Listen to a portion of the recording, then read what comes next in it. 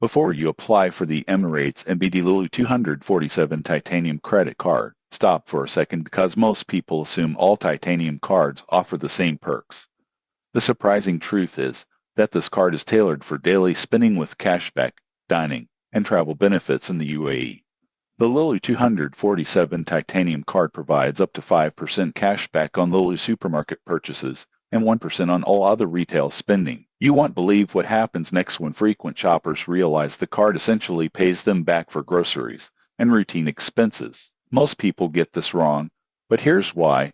They assume cashback cards are only useful for big-ticket items. With Lulu 247, everyday spending generates rewards automatically, making it ideal for families and daily shoppers. Getting the card involves meeting eligibility criteria, UAE residency, minimum income requirements, and Emirates MBD banking relationship. Once approved, activation is simple, and you can track cashback rewards via the mobile app. The outside is clear, consistent cashback on essential spending, complimentary airport lounge access for select cardholders, and easy integration with Emirates MBD accounts. This makes managing finances and rewards convenient.